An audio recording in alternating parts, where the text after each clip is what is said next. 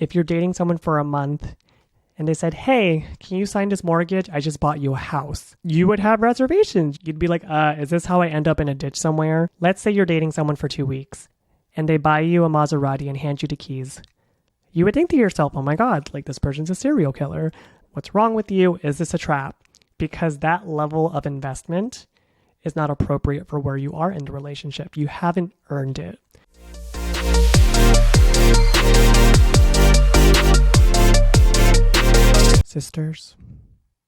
Sisters, and yes, you misters, welcome to another episode of Relation Sis, where we talk about not only relationships with others, but more importantly, relationships with ourselves.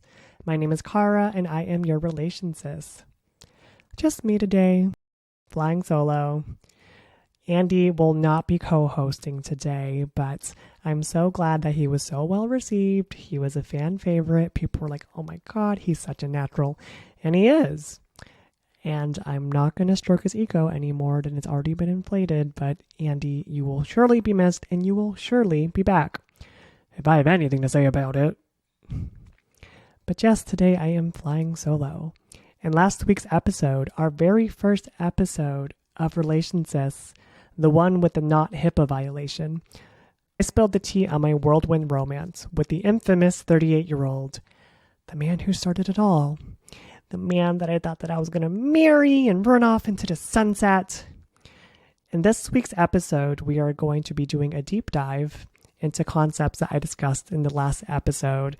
So if you haven't already, I strongly encourage y'all to give the first episode a listen so that you can hear all the juicy tidbits.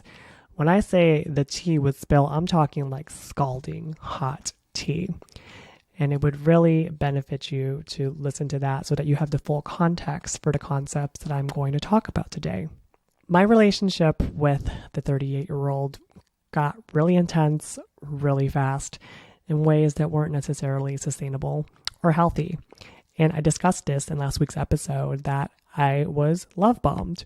So I want to dive deeper into what does it mean to be love bombed? What is love bombing? Love bombing is intense words and actions of affection and affirmation that are used in order to garner a response, to trigger an emotional reaction, in order to manipulate, in order to make you feel all the feels. I, for all intents and purposes, was love bombed hardcore. Within a couple of weeks of us dating, we were already future projecting, talking about my wedding dress and talking about living in Hawaii. And I met his family and we were just hitting all these milestones. Examples of love bombing include someone who praises you, feeds you all the compliments.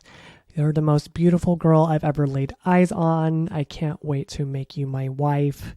Maybe they shower you with gifts and presents. Maybe they're already planning a trip for you, or you're already going on a trip even though you've only been dating for a couple of weeks. So why do people love bomb? People love bomb because they love the feeling of being in love.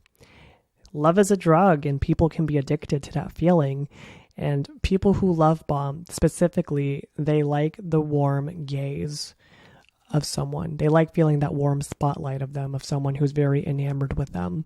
When someone looks at them with those eyes of affection, of adoration, they like stroking their egos. They liked being looked up to in that way. They like being idealized. And this is why people love bomb. Ultimately, what love bombing comes down to is wanting to feel valid, wanting to feel seen. And for people who love bomb, they inevitably leave. And that's after they've gotten their fix. They're kinds of energy vampires. They suck, get everything that they can out of it, all the perks of being in a relationship, and then they leave. So my relationship with 38-year-old was pretty classic love bombing. Again, you're dating someone for a couple of weeks and you're already talking about riding off into the sunset and getting married. That's really intense, really fast. How did I fall susceptible to being love bombed? I'm that friend who's warning all my friends, don't get overly invested, take it one step at a time. You got to protect your heart. Don't fall for someone too quickly. There's no way that you could possibly know someone in such a short amount of time. I'm that friend, the friend who's always telling others to heed caution. I talked about it in the last episode, but when you fall in love, your prefrontal cortex, which is the part of your brain that is responsible for making judgments, that part of your brain shuts down. And so when you're feeling those love hormones, that pleasure, and you're getting high off of those love chemicals, so you have impaired judgment. And so I fell prey to being love bombed, and I let myself get swept up in that fantasy. On paper, 38-year-old was the total catch. He had a great career. He was 6'2". He was handsome. He had property. He had so many things that I aspired to have. And so I ultimately fell for this guy. I fell in love with the story that this was the man that was for me. And in hindsight, looking back at it, all the warning signs were there. And if anyone had just pulled me aside during that time, like, Cara, girl, get a grip, run for the hills. Like, this is giving straight up serial killer vibes. Like, you're moving way too fast. You don't even really know this guy. I would have really appreciated it, but I wasn't in that headspace because I was just so blinded by love. So here's a good litmus test to know whether or not you're being love bombed. Ask yourself this question. Is this action appropriate for where we are in the relationship? Let's say you're dating someone for 2 weeks and they buy you a Maserati and hand you the keys. You would think to yourself, oh my God, like, this person's a serial killer. What's wrong with you? Is this a trap? Because that level of investment is not appropriate for where you are in the relationship. You haven't earned it. And that's a good way to know whether or not you're being love bombed. If you're dating someone for a month and they said, hey, can you sign this mortgage? I just bought you a house. You would have reservations. You'd be like, is this how I end up in a ditch somewhere? Because the action is not appropriate for where you are in the relationship. So when you are questioning whether or not you're being love bombed, ask yourself, is this action appropriate for where we are in the relationship? In the early stages of dating, it's really important that you protect your heart. A good mantra to repeat to yourself is, if you are on the third date, be on the third date. Let's say one of your friends has 3 amazing dates and tells you, oh my God, I've fallen for this guy hook, line, and sinker. We're already talking about buying a house and how many kids we're going to have. That's a classic example of idealizing a person. They're not falling in love with the person and situation that's in front of them. They are falling in love with the idealization of that person or that idea or that fantasy, because that part of your relationship has yet to happen. A good question to ask yourself to determine whether or not you're being love bombed is to ask yourself, is your relationship rooted in reality or is it rooted in fantasy? You need to date the person for the person that they are today with the circumstances that are your current circumstances. Sure, you can be swept up in the fantasy and you can talk about how you're going to have 3 kids and how y'all are going to live in Paris. But sis, if you're dating someone who's living in their mom's basement, making minimum wage and perfectly happily doing so, is your fantasy realistic for where you are today? Sure, all of us can fantasize about today how we win the lottery and all the amazing things that we're going to do with that money. But have we won the lottery today? No. And so we need to base our relationship on reality instead of the fantasy. With 38-year-old, we were talking about taking a trip to Costa Rica. He was supposed to take me on a romantic getaway at the Marriott. We were talking about living in Hawaii for 6 months. But again, these were based in fantasy, and there was nothing about the current situation that could show that these things were actually going to come into fruition. Those kinds of things can only happen with time. In the early stages of dating, you don't really know a person, and that's why it's important to also take romantic gestures with a grain of salt. Someone can take you on 6 amazing dates, but it doesn't necessarily mean that they're going to be a great partner. Think about people who are married to businessmen who take constant trips internationally. Sure, they may shower you with gifts when they get home, but you also spend a lot of time by yourself because they're away at work. And so just because they're great at giving you those gifts and showering you with attention when they are they available for the rest of the time? Some people are really great at buying flowers and taking you on amazing dates, but that could also be someone who's a playboy. Maybe that date that they're taking you on is one that they've taken every girl that they've ever taken a date out on. I know that sounds pessimistic, but it's the reality. You can't judge a person based on their romantic actions or their lack thereof. Romantic gestures does not a relationship make. And when you place value on those romantic gestures, as opposed to looking at true values like consistency, trustworthiness, faithfulness, communication, it's a trap that you can fall into. Let's take a break.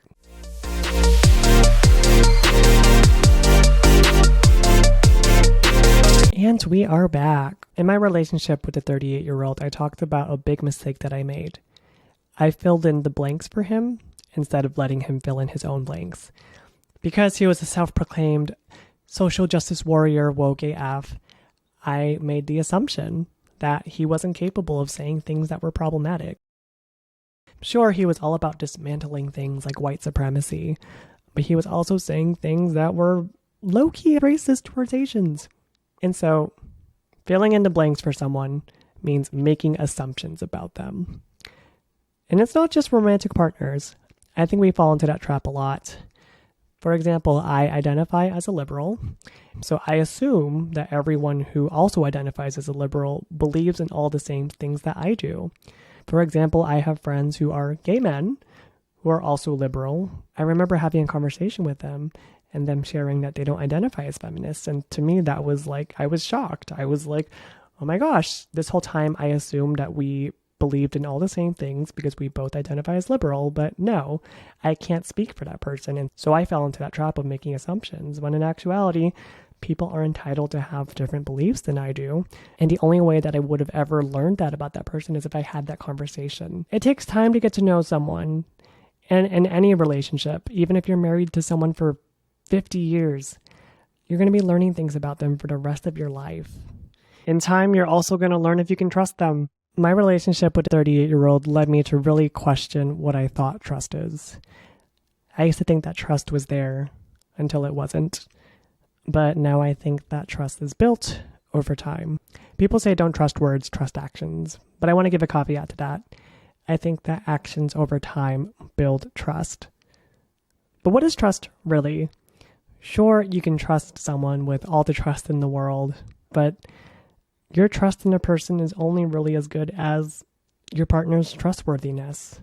With the 38-year-old, we were hitting all those milestones. We were having those hard conversations. I was meeting the people in his life. I met his family. I slept over in his family home in his childhood bed. And he was telling his family about how we were on the way to becoming official, to be officially boyfriend and girlfriend. But again, I was only with the man for a collective amount of 2 months when things ultimately didn't work out and he did break up with me. I only had 2 months worth of evidence to really know whether or not he was to be trusted. So I fell into the trap of putting stock in the individual actions. In my culture, meeting your significant other's family is a very serious thing. You only introduce someone to your family when you have the full intentions of marrying this person. And so I put a lot of stock into, oh my God, I've met his family and that's something that I've never done before. And this is a really big part of my culture. But in Western cultures, introducing someone to the family in the very early stages of dating isn't actually all that big a deal. And so I think it's so important to take stock and be where you are in that relationship. And so if you've gone on 6 great dates, you've gone on 6 great dates. If you've met someone's family, you've met someone's family. You don't necessarily have trust. You don't necessarily have commitment. And I know that sounds jaded, but it's the reality. So the age-old question is, how do you know you can really trust someone? How can I make sure that my partner never cheats on me, that they won't break my heart? Short answer is, you can't. The only thing that you can control is how you'll respond to it. Let's say you're hitting those relationship milestones. You're going on dates, you become exclusive, and then you'll have commitment. That commitment can essentially be broken at any time. Think about marriage, which is the ultimate form of commitment. And plenty of people step outside their marriages. And so the only thing that you can trust at the end of the day is how you will respond when times get tough or when your relationship is tested. Wow, this is becoming a much darker episode than I was expecting. Let's take a break.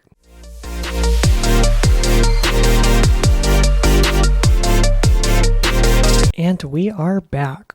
Okay, now listen, y'all. I don't pretend to be an expert on all things relationship, so take what I say with a grain of salt. In last week's episode, I talked very briefly about attachment styles, and specifically how I was an anxious attachment and 38-year-old was an avoidant attachment.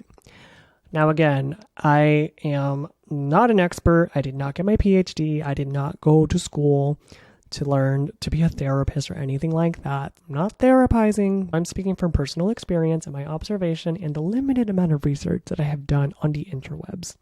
I'm going to call it the anxious and the avoidant just to simplify things. So you have the anxious and you have the avoidant. The anxious manifests itself in ways such as being really clingy and needy and needing constant reassurance and affection. They need to know that they are constantly loved, and they will bend over backwards essentially in order to get that love.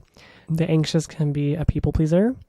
There's someone who go out of their way in order to make you feel loved because they want that mirrored back to them. The avoidant, on the other hand, they're hot and cold. They find reasons to not be in relationships. How does it make any sense that the avoidant would be attracted to the anxious? The avoidant, it's not that they don't want to feel love. They do want to feel love, but they want it on their own terms, and they can only take so much of it. But the avoidant also has the trap of specifically picking partners that they know won't be sustainable, because once they get overwhelmed, they will use that as evidence for why they don't get into relationships in the first place. But the avoidant is attracted to the anxious for the positive qualities that anxious can have. Oh my gosh, this person's giving me so much attention. This person's going out of their way to make me feel loved and doing these acts of services. For the anxious, they're attracted to the avoidant because ultimately the avoidant will never give them what they want. The more the avoidant pulls away, the more the anxious will want to give. And this is why it's a perfect storm. The anxious is so hungry for this validation from this person that will ultimately not give it. The avoidant has picked the anxious specifically for the reason that they're not sustainable. The avoidant picked the anxious subconsciously because when things get tough, they will find a reason to leave the relationship. They will use that as evidence for why they don't date in the first place or why they don't like getting too close. So how does this factor into my relationship with the 38-year-old? And again, I'm just speaking from my observation or my theory about the situation. But ultimately, the reason why 38-year-old broke up with me came down to the one thing that was present from the start to the end of our relationship, which was our age difference. Subconsciously, he picked a partner that he knew would not be suitable or would not be sustainable, and subconsciously sabotaged that relationship. He had already dated someone with a 12-year age difference before. So what did he think was going to change this time around? He picked a partner that he knew was ultimately not going to be a sustainable relationship, even though he was telling his sister-in-law that we were on the way to becoming official. But as time went on, he realized more and more that, oh my gosh, this relationship is not going to work out. He was looking for a reason for things to ultimately end. So he latched onto the age difference, and he was seeking validation, looking for affirmation. He was actually seeking reassurance from his friends about the fact that we had a 12-year age difference, and his friend was like, oh, no sweat. My parents are 12 years apart, and it totally worked out, which wasn't necessarily the answer that he wanted to hear. And meanwhile, I was off in La La Land thinking that all was well, that we were going to live happily ever after. But in actuality, the signs were all there if I had just listened. So a classic case of the avoidant is someone who ends relationships for seemingly no reason. So for 38-year-old, his past 5 relationships ended on the basis that he couldn't see a future with that partner, which arbitrary ass reasoning, like cop-out answer. But the relationship that was directly prior to me, he dated the girl for a couple of months and then asked her to move in with him. And then within a couple of months of them living together, broke up with her because he couldn't see a future with her. And he told me this. And in my head, I was like, oh, I'm going to be different. But people are telling you exactly who they are if you just listen to them. And when someone tells you who they are, believe them. And when someone shows you who they are, believe them. People can change, but they don't change that quickly. And I should have known better, but I didn't. But someone whose past 5 relationships ended because they can't see a future with them, but then it's been 3 months and they're dating someone new, aka me. People can change, but they don't change that quick. And even when they want to change is hard. Think about how hard it is to change yourself. Then think about how hard it is to change someone else. Ultimately, what was the final straw in our relationship? As I shared in the last episode, we woke up Easter Sunday morning and I was resting my head on his chest. And I told him, "You always make me feel so safe." And I think that was the moment he realized, oh no, this girl is so much more into it than I am. And all his anxieties came bubbling over regarding the age difference. And that's ultimately why he broke things off. It was the equivalent of saying, "You're perfect." Let's say you've been dating someone for 2 weeks and they look at you lovingly and they go, "You're perfect." Run. Or that's when people choose to run because they know that they're not perfect and they can tell, oh no, this person is so much deeper into it than I am. Or this person is idealizing me and seeing me in ways and they don't know my inner shame yet. And once they know the real me, they're not going to want to stay. But how could someone possibly know who I am within those 2 weeks? And so that's the moment when a lot of people choose to leave because they go, oh no, I need to remove myself from the situation because I can tell that this is going to hurt or that this person is in it so much more than I am. So in the end, I was yet another soul caught in the crossfires of being love bombed. Was I love bombed? Yes. I struggle with the idea of people love bombing with the intention of manipulating. Mostly because I don't like to think of myself as a victim. I don't know who does. But I would like to believe that people are inherently good and that nobody is so willfully terrible where they are scheming to get someone to fall in love with them. I don't know why, but in my head, I just imagined the Hamburglar or like Mr. Burns, like excellent.